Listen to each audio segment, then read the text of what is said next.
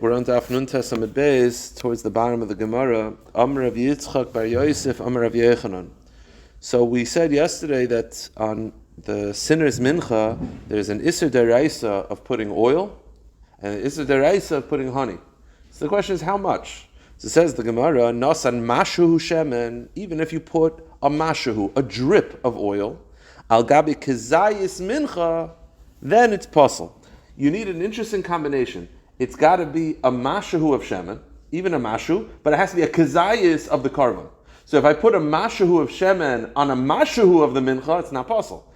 If I put, it's a mashu of shemen, a tiny amount, on a kazayis of the carbon.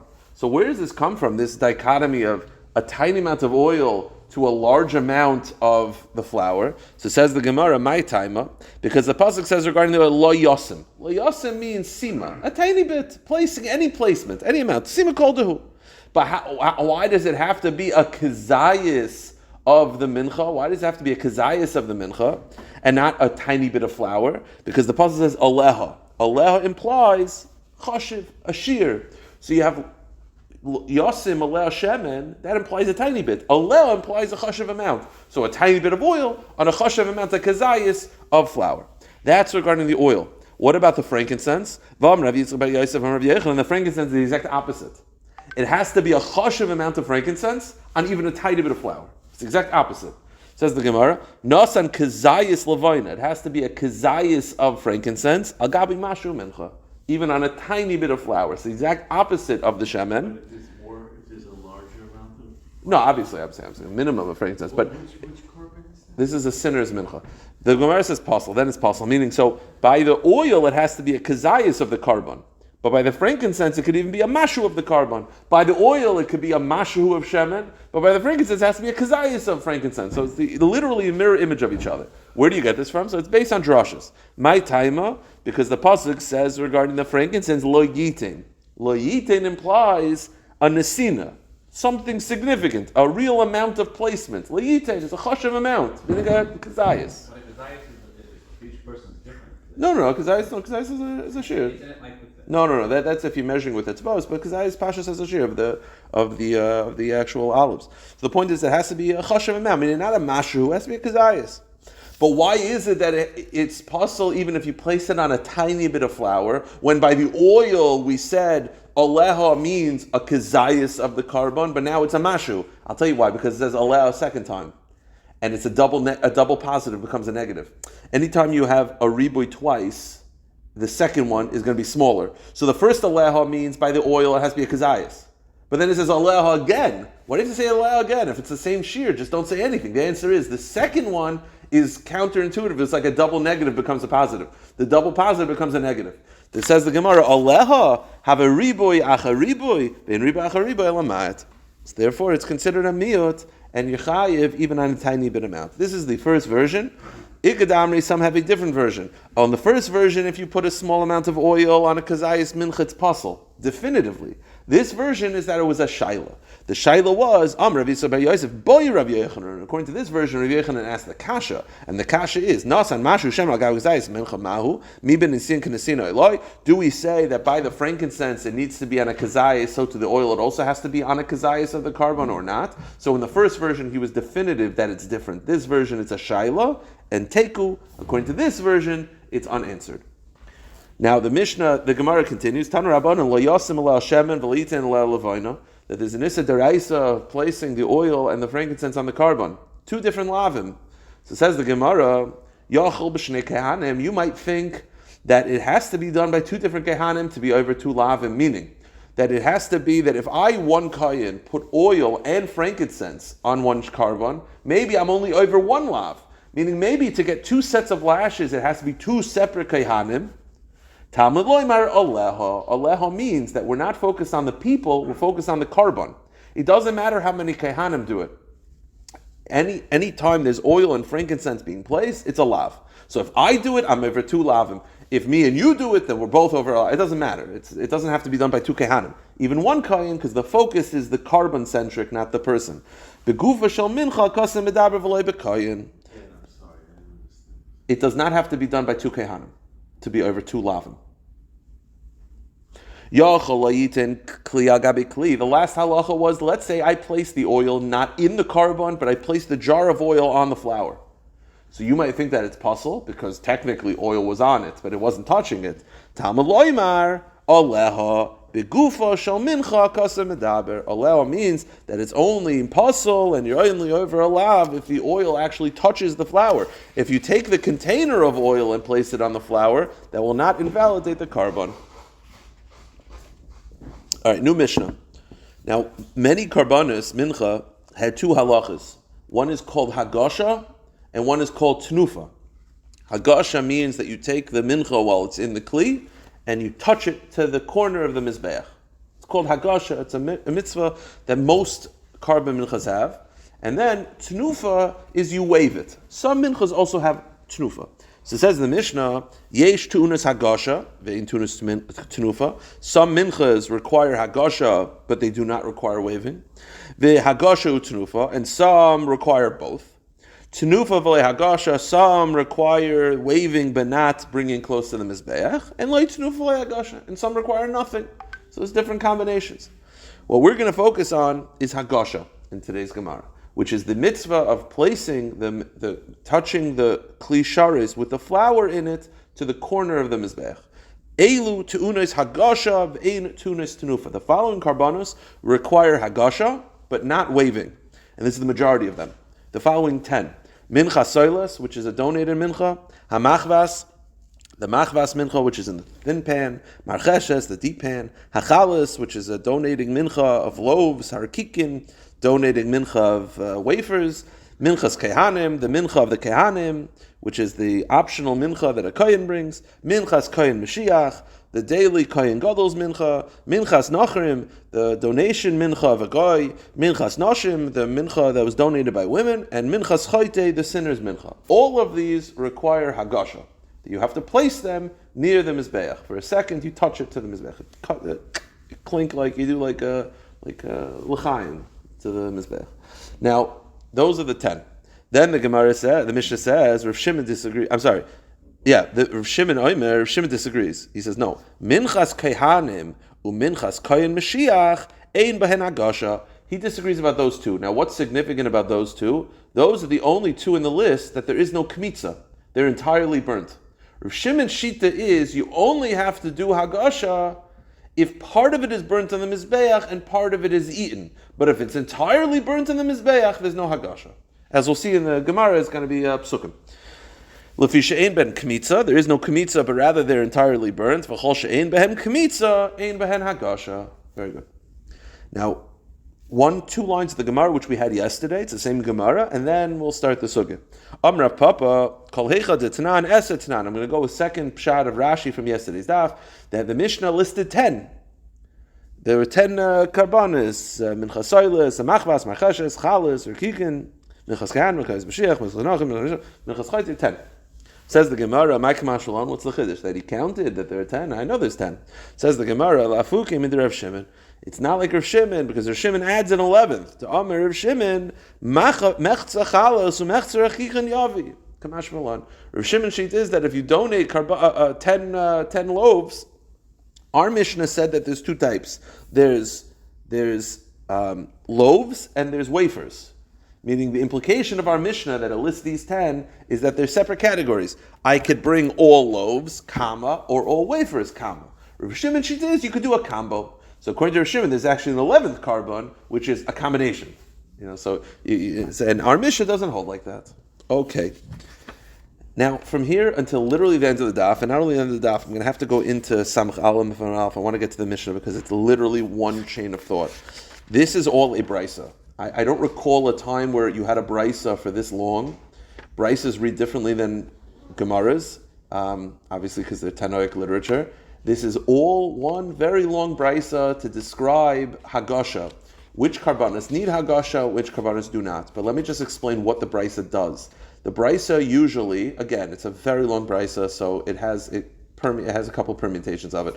But basically, the brisa will find a pasuk that will tell you a certain mincha requires hagasha.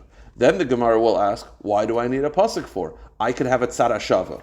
This karba mincha requires Hagasha, so to this one. Yeah, but it's not the same. What about this one? Hatzara Shava Shebehen, that they require Hagasha. So to this one should require Hagasha. Why do I need a pasuk for? I can learn it from Hatzara Shava, and the Gemara is going to give a pircha to require a pasuk. And it repeats it numerous times. It's one of these Gemaras where if you're tired, you sit up and you look, because this is this is a long one. Says the Gemara, how do I know that these 10 require Hagasha? And again, Rav Shimon Shita is that the karbanis that are entirely burnt, the Minchas Kayin and Minchas Kayin Mashiach, do not require Hagasha. The Tan Rabbanan. The pasuk says regarding Hagasha, Vehevesa Ashayasa Meila Hashem, Vekriva. I'm sorry, Tan Rabbanan. Ilu Nemar. If this is what the pasuk had said, the pasuk says this, but it adds one word. If the pasuk had said, "Hey, Veisa Sheyasem El Hashem," you should bring that carbon mincha to close to Hashem, bring it to the mizbeach. Ve'kriv alakoyin v'higisha. This is the mitzvah of Hagasha, bringing it close. If the pasuk had said that without the word mincha in it, the word mincha is not there. It actually says mincha, but the Bryce is saying, if it said this lashon, hayisi omer ein li shaton hagasha l'kometz b'lvad, I would say the only thing that requires hagasha is the kmitza. Meaning, what part of the carbon is touched? Do you say l'chaim to the mizbeach? The entire mincha. If the pasuk had said this lashon, I would say that only the kmitza does it. Mincha menayin. How do I know that you have to do hagasha on the entire carbon before the kmitza is separated? Tamaloymar mincha. That's what the word mincha comes to tell you, is that no, the entire carbon requires hagasha, not just the kmitza. Minchas choite menayin. Now we start going through different karbanos. How do I know there's a requirement of hagasha by each? Minchas chote is a sinner's mincha. I would have assumed a sinner's mincha does not require hagasha, because usually our vibe with the sinner's mincha is that it's a sin, we minimize, push it away. Exactly. But no, minchas chote also requires hagasha. How do I know? Because there's a pasuk, es ha-mincha. The extra word es is to include the sinner's mincha. Beautiful. Says the Gemara, what do I need a pasuk for? V'dinhu, I could figure this out on my own. As we're going to have a tzara shava, which would include a sinner's mincha. What's the tzara shava? Nemar hocha. Go to the next page. It says over here regarding the sinner's mincha, minchas chayva. Right? It's an obligatory mincha. Right? It's not an optional. If you sin and you can't afford an animal, certain karbanos, you have to bring the sinner's mincha. So this is an obligatory mincha. V'nemar hocha minchas nedava, and we know that it says the process of an optional mincha. I can make the following argument: Ma minchas nedava tuna hagasha. Just like an optional mincha requires hagasha, af minchas chayva tunas hagasha. So to the obligatory, the sinner's mincha also. Meaning, just learn it out from every optional mincha. Why? To avoid a pasuk. Why can't I just compare a sinner's mincha to an optional mincha?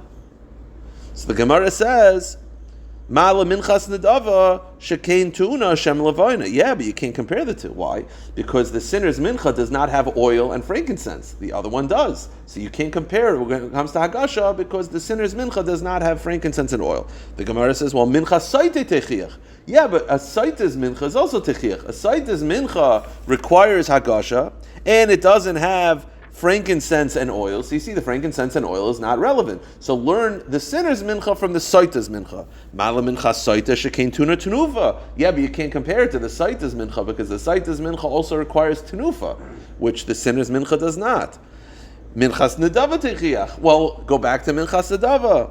V'chazer adin lo'reizeh kreizeh lo'reizeh kreizeh hatzara shava sheben sheshavu l'kmitza v'shavu l'hagasha af ani avi minchas chayte sheshavu l'hen kmitza tishavu l'hagasha.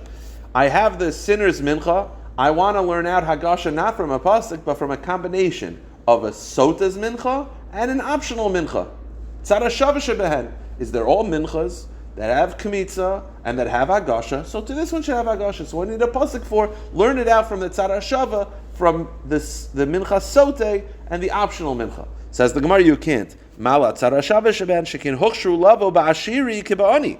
Tober b'minchas chote shli hochshu lavo ba'ashir kiba'ani. I'll tell you why I can't compare the two. The sota's mincha applies to every woman who's a sota, whether she's rich or poor. The optional mincha applies to every person, whether they're rich or poor. A sinner's mincha only applies to poor people. The sinner's mincha is only dedicated for a person who cannot afford an animal. So because it's relegated to only poor people, it's not similar to the other two. Because of that, I don't have the tzad hashaveh anymore. So how do I know that there's hagasha on a sinner's mincha? Tama loymar es ha-mincha. That's why you need the pasuk. Good.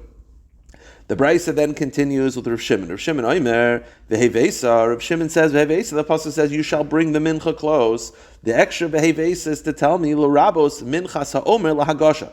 The minchas omer, the omer mincha, which is brought on Pesach, that also requires hagasha. V'cheinu omer, as similar it says, v'hevesa omer reishis k'tzir chamel hakohen. It says the word hevesa regarding the omer. So v'hevesa is regarding the omer. Good. Keep going. V'hikriva, the pasuk says, you shall bring it close, you shall present it. What does v'hikriva teach me? L'rabos mincha sota lahagasha. This is the source that a sota's mincha requires bringing close. V'cheinu omer v'yakriv osa la mincha. As we find regarding the sota, it says v'hikriv. So we find v'hikriva is the sota's mincha. So we have a pasuk saying that the sota's mincha requires hagasha. Says the Gemara, the same thing that we said before. V'dinu, what do I need a pasuk for? I could figure it out on my own logic. What's my own logic? Again, this is a sota's mincha. The pasuk says it requires hagasha. The Gemara says, I don't need a pasuk. I can figure it out on my own. Well, how could you figure it out? Well, ma minchas chote she'ena tenufa teuna hagasha. Minchas sota shetuna tenufa in adin shetuna hagasha. I'll learn it out from the sinner's mincha. The sota requires tenufa. The sinner's mincha does not. If the sinner's mincha has hagasha, as we had before, the sota's mincha kal v'chomer should have hagasha. So I don't need a pasuk. I can learn it out from the sinner's mincha. The Gemara says you can't. Mala minchas chote shekin ba'achitin. You can't compare the two. The sinner's mincha comes from wheat. The sota's mincha comes from barley. They're not the same. So you can't learn it out from the sinner's mincha. So the Gemara says, okay, minchas ha'omer tochiach. Then learn it out from minchas ha'omer. Minchas ha'omer is barley. So you say sota, you see that you could learn out the sota from the minchas ha'omer. They're both barley. Says the Gemara, you can't. Mala minchas ha'omer shekein tuna shem levina. The minchas ha'omer requires oil and frankincense, which the sota's mincha does not. Well, minchas chote tochiach. B'chazer adin l'roizek roizel l'roizek roizeh hatzad hashav sheven sheshav l'kmitza shav l'hagasha afani yavi minchas chote sheshav l'kmitza v'shav l'hagasha. I'm going to learn out minchas sote from a combination of a chota, a sinner's mincha, and the omer. And a combination of the two to tell me, just like they are minchas that require hagasha, so to the sota mincha also requires hagasha. So what do I need a pasuk for? I can learn it out from atzad hashava. The Gemara says, I'll tell you why you can't. Ma latzav hashava shebehen shekein loy hukshu lavo kemach tomer minchas sota shehukshu lavo kemach. I'll tell you why you can't compare the two. The minchas ha'omer and the sinner's mincha both come from fine flour. The sota's mincha comes from non-fine flour, thicker flour. It's not the same type of flour. So yes, you're right. The minchas ha'omer is barley. This is also barley. But at least it's fine flour. This is not fine flour. It's not the same type of material. And therefore I can't learn out from the two. And back to the original problem, how do I know that a sota's mincha requires hagasha? Tami lomar v'hikriva. That's the word v'hikriva telling me that a sota's mincha requires hagasha. Very good. Rav Yehuda Omer. Rav Yehuda says, v'hevesa is l'rabos minchas sota lahagasha. Rav Yehuda says, the v'hevesa, unlike Rav Shimon who uses v'hevesa to tell me minchas omer, he uses v'hevesa to tell me sota's mincha. V'cheinu omer v'hevi es karban aleha. Okay. Now, before we had v'hevesa that Rav Shimon said is for the minchas omer, Rav Yehuda says, no, I don't use it for the minchas omer, I use it for the minchas sota. What about minchas omer according to Rav Yehuda? Avo minchas omer lo tzricha kra. Rav Yehuda does not need a pasuk for minchas omer that it requires hagasha. My time in Medina Kasi he can figure out logically, and he makes the following argument: Ma minchas chote. Again, we're trying to figure out how Rav Yehuda knows that the omer's mincha, which is brought on Pesach, requires hagasha. Because Rav Shimon learned it out from v'hevesa. Rav Yehuda doesn't use v'hevesa for that. So how does he know? He says, I figure out my own. I'm going to figure out from the following argument. Uma minchas chote she'ena tunu tufa tununa hagasha minchas omer shetuna tufa in adin shetuna hagasha. We're learning it out from the sinner's mincha.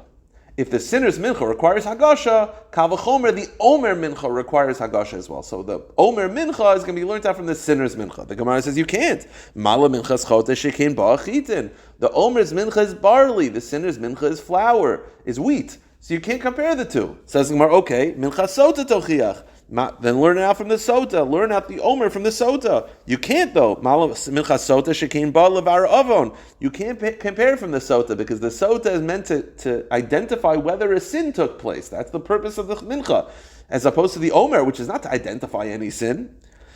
Demaskeres avoni minchas choti tochiach v'chazer adin lo rezeker rezeh lo rezeker rezeh hatzara shava sheben shekin shava l'kmitza shava l'hagasha af ani avi minchas haomer sheshavsa l'kmitza tishav l'hagasha umay parachta. So says Rabbi Yehuda, I'll tell you what, I'm going to learn it out from a combination.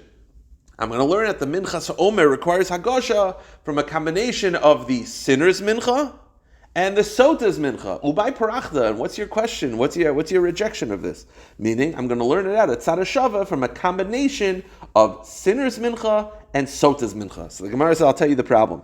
Rav Shimon parachachi. Rav Shimon responds, Mala tzara shava shebehen shekain mitzuyin. Interesting. He says, again, we're trying to figure out, according to Rav Yehuda, the omer is being learned out from a combination of sinner's mincha and sota's mincha. Rav Shimon responds, you can't compare the two. Why? They're more common than the omer. The omer is once a year. The sinner's mincha and the sota's mincha can conceptually be every single day. So because it's more common, you can't compare the two. The Gemara says, Rav Yehuda, how does he respond? He says, Adarabba. Rav Yehuda is a little more optimistic. He says, wait, you're telling me what's more common? The sinner's mincha and the sota's mincha is more common than the omer, because the omer is once a year, but the sinner's mincha and the sota's mincha can be daily. Or it can never take place. So Rabbi Yehuda responds, he says, I would tell you the opposite. I would say actually it's more infrequent, because at least the minchas omer is for sure yearly. The minchas chote and the minchas sota, Bez Hashem, if you have a good year for Klal Yisrael, it'll never take place. So therefore he responds that he has no problem learning out from the two. Okay, the Brisa then continues. So we said Vehevesa. What does Vehevesa come to teach you? Vehevesa comes to teach you, according to Rav Shimon, it's to include the Omer's mincha, and according to Rav Yehuda, it's to include the Sota's mincha. Says the Gemara, maybe Vehevesa is coming to tell you something entirely different, and not Vahagosh at all, but rather like this. When the pasuk describes optional minchas, it describes 5 types. It describes fine flour, it describes wafers, it describes thinner pans, thicker pans. It describes 5 different types. One type that the pasuk never mentions as an option is barley. It's never mentioned as an option. The only 2 karbanos that are barley is the omer mincha and the sota's mincha. That's the only ones. There is no source in the Torah that I could donate a barley mincha. The Gemara says, maybe that's what Vehevesa is coming to teach me. Not for the Minchas HaOmer, and not for the Minchas Sota, respectfully for Rav Yehuda and Rav Shimon. Maybe he's coming to tell me something entirely different. And that is that there's a 6th type of optional mincha that you could donate, and that's barley. Says the Gemara, Vehevesa,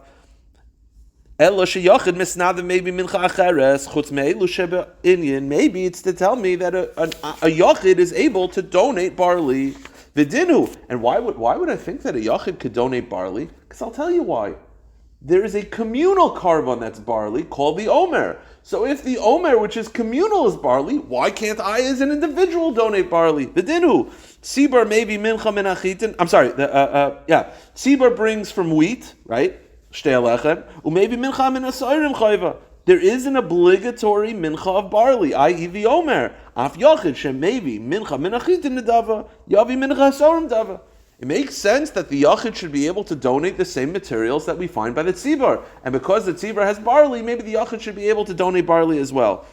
So how do I know Vehevesa is not coming to include barley? Tamelomar, Eila, Einli, Ela, Eila. Eila means these are the types to the exclusion of everything else. Barley did not make the list as an optional carbon.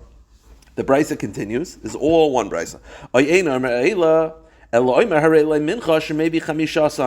Eila is coming to tell me something different. And that is, it's not to exclude barley, but rather, maybe it means like this. There are 5 different types of donated minchas that you show up. Let's say you say, I'm going to donate a mincha, but you don't say which one. So what's the halacha? The halacha is you get to choose. You choose whichever one of the 5 types you want to donate. Maybe the Gemara says Eila means that you have to donate all 5. Meaning that if you don't specify which one, you just say, I'm going to donate a mincha, you have to bring all 5 types. Shemaybe chamishasan. Tamaloymar. How do I know that's not true? It's me'ela. Me'ela means no, only one type. Ratza achas maybe, ratza chamishasan maybe. You want to bring all types, fine. You want to bring one, that's also an option. Rav Shimon Omer. Now, back to the Mishnah. Rav Shimon Shita is that the Kohen's mincha and the Kohen Gadol's mincha, which are entirely burnt on the Mizbeach, there is no Hagasha. There's no Hagasha unless there's a Kmitza and the rest are eaten. But if it's entirely burnt, or by the way, as we'll see in a moment, entirely eaten, there is no Hagasha. Hagasha only applies if it's partially burnt, partially eaten. How do I know this? Rav Shimon Omer, Rav Shimon says, Es ha-mincha, l'rabo shar minchas, k'goyin minchas nachrim, minchas nashim l'hagasha. That the pasuk Es ha-mincha includes the majority of minchas that require hagasha. Yochel shani mar ba'af shtei alechem v'lechem aponim. What about the shtei alechem and lechem aponim? Now the shtei alechem and lechem aponim are not entirely burnt. They're the opposite. They're entirely eaten. There is no kmitza. Meaning, how do I know that there is no hagasha on something that is entirely one way, either entirely burnt or entirely eaten? Entirely burnt is the minchas kehanim, entirely eaten is the shtei alechem lechem aponim. How do I know there's no hagasha for that? Says Rav Shimon, Tamaloymer me'ela. Me'ela means those are out. The ones that are entirely eaten do not have hagasha. Says the Gemara, how do I see this? Why do you exclude meaning? So according to Rav Shimon, you basically have all minchas, yes, hagasha. Shtei alechem lechem aponim, no. So how do you know this? How does Rav Shimon see this? So says the Gemara, Mar ba'ani shar mincha sheyesh mehen leishim, umoitze ani shtei alechem lechem aponim she'en leishim. Says Rav Shimon, it makes sense to include all minchas because all minchas are similar in what way? They're partially burnt with the kmitza and partially eaten. It makes sense that there would be hagasha by that. The shtei alechem and lechem aponim, which are extremes, they're extreme in that they're entirely eaten. There is no part burnt. They're not included in hagasha. And the Gemara says, I'll prove it to you.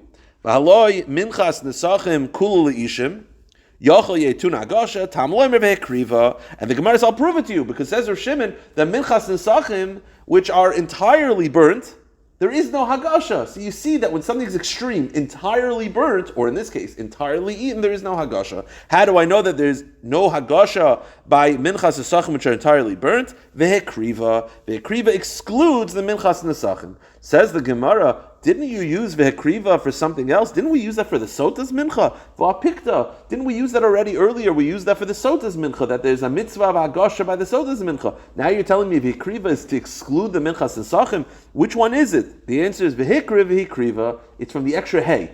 The Rav Shimon darshins. V'hekriv is to include the minchas sota. V'hekriva is to exclude the minchas nesachim. Umar royis l'rabba shar minchas lahoitzi minchas nesachim. The Gemara speaks it out. Why do I include the average mincha for hagasha and exclude minchas nesachim? The Gemara says, it makes sense. Mar ba'ani shar mincha shebo beglal atzman. Umoitzi ani minchas nesachim she'enai ba beglal atzman. I'm going to exclude minchas nesachim because I'll tell you why. Minchas nesachim are unlike other karbanos. Minchas nesachim come as an association of an animal. Most of the minchas come on their own. The minchas nesachim comes with an animal. Because it comes with an animal, therefore there is no hagasha. Just to finish up, this is more of the same. The Brisa continues, V'aloi minchas kayin Mashiach, bo'is b'glal atzman, yochi tunas hagasha. Minchas kayin Mashiach, which are entirely burnt, you might think that there's hagasha. It says, Rishim and Tamaloymar, v'higisha. V'higisha excludes those minchas, there is no hagasha. Ay, hamiboyle legufe shetun hagasha, but doesn't v'higisha, it's not extra. Isn't it just to tell me that there's a concept of hagasha? How do you use the extra, the word for hagasha is not extra. So says the Gemara, v'higisha, extra hay. V'higish tells me there's a mitzvah of hagasha by minchas, and extra hay tells me to exclude minchas kayin gadol. Uma rois l'rabbi shar minchas l'hoitzi minchas kayin Mashiach. And why do we exclude those? I told you before. The reason being is because it's entirely burnt, and we only include minchas that are partially burnt, partially eaten. Says the Gemara, marba ani shar minchas sheyesh men leishin u'baos b'galatzman u'moitze ani shtei alechem v'lechem aponim. Here's the end. By the way, this is just to summarize. Here's my rule. I'm going to include karbanos, sheyesh mehen leishim, that are partially burnt, partially not burnt. Bos beglal atzman, that are not associating a carbon. They come on their own accord. V'yesh mehen lekehanim, and they're partially eaten by the kehanim. So you need three things. Partially burnt, partially eaten, and they come on their own. They're not associating with a carbon. They're not accessories to a carbon. And therefore, this is the rule. I'm going to exclude shtei alechem achaponim she'en la'ishim because they're not burnt at all. They're entirely eaten. Uminchas nesachim, I'm going to exclude minchas nesachim she'en b'beglal atzmai because they're actually coming as an association of a carbon. Uminchas kayim Mashiach she'en l'kehanim, and I'm going to exclude minchas kayim Mashiach because they're entirely burnt. So lechem upon shtei alechem are entirely eaten, they're out. These are entirely burnt, they're also out. Just to get to the Mishnah, the Heirim, and you shall separate the kaimitz, yachol bekli, just to finish up, you might think that you should separate with a utensil, meaning instead of using your hand, you might think you could use a scoop. Talmud loymar, meaning you figure out your kmitz is, let's say, 3 ounces, so you got a 3-ounce scoop. Talmud loymar, the Heirim mimenu bekumsai, ma harama omer lalon bekumsai, Af harama amar kan bekumsai. Just like over there is kaimet kumsai, which means his grasp. So to over here it has to be his grasp, and you can't use a kli. You have to use your actual hand. I will stop here.